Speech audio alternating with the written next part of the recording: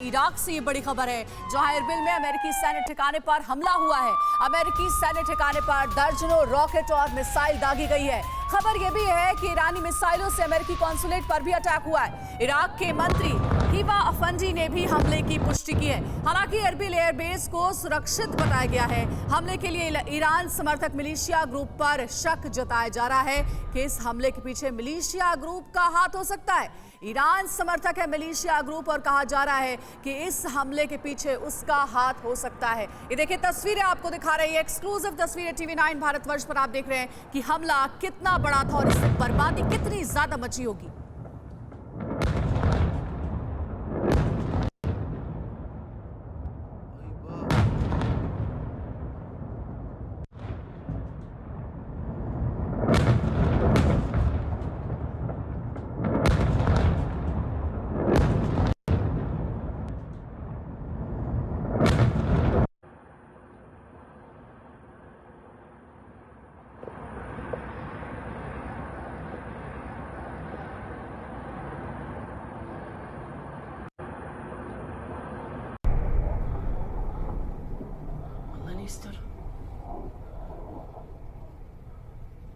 तो एक बार फिर से इस तस्वीर के बारे में आपको बता दें, दरअसल अमेरिकी सैन्य ठिकानों पर दर्जनों रॉकेट और मिसाइल दागी गई है, जिसकी एक्सक्लूसिव तस्वीरें आप TV9 भारतवर्ष पर देख रहे हैं। जानकारी ये मिल रही है कि ईरानी मिसाइलों से अमेरिकी कॉन्सुलेट पर भी अटैक हुआ है और इराक के मंत्री हिबा अफंडी ने खुद इस पूरे हमले की पुष्टि की आधिकारिक रूप से।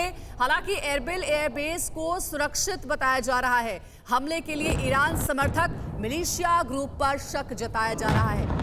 कहा जा रहा है कि इस हमले के पीछे हो सकता है कि ईरान समर्थित मिलिशिया ग्रुप का हाथ हो। हालांकि इस हमले की जिम्मेदारी अभी तक किसी ने नहीं ली है, लेकिन एरबिल एयरबेस जो है वो फिलहाल सुरक्षित बताया जा रहा है। बहुत जोरदार ये धमाका था और इसी पर ज्यादा जानकारी देने के लिए हमारे सहयोगी मनीष झा हमारे साथ लाइव जुड़ गए। उन्हीं से ताजा अपडेट हासिल करते हैं।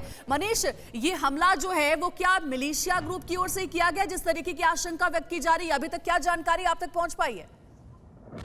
जी हाँ, बिल्कुल अंजलि। देखिए, सबसे बड़ी बात तो यही है कि लगता है कि इतना काफी नहीं था जो रूस यूक्रेन में कर रहा था कि दुनिया को एक और भयानक सी तस्वीरें देखने को मिल रही है। और जो तस्वीर हम अपने दर्शकों तक यहाँ दिखा रहे हैं कि किस तरीके से यहाँ पर इराक के इरबिल इलाके में हो या फिर ग्रीन जोन के उस इलाके में जहाँ पर कि अमेरिकी कॉन्सुलेट है, वहां पर ये हमला हो रहा है।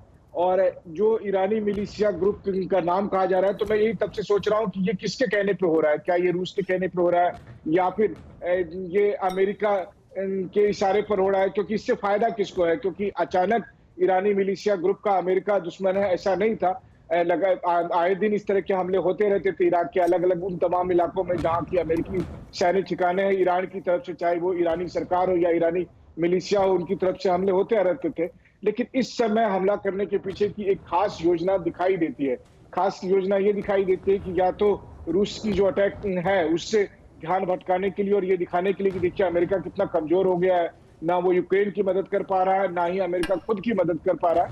वहीं दूसरी तरफ ये भी लगता है कि इसमें अमेरिकी ताकतें जो हैं उसको भी बहुत हद तक मदद मिलती है, जब आप ये दिखाते हैं कि केवल यूक्रेन ही नहीं बल्कि अमेरिका अगर आप ये कहें कि अगर अमेरिका के साथ अगर लोग खड़े नहीं होते हैं तो बिल्कुल मनीष, बड़ा सवाल यही है और मैसेज देने की क्या कोशिश की जा रही है, ये बड़ा सवाल बना हुआ है।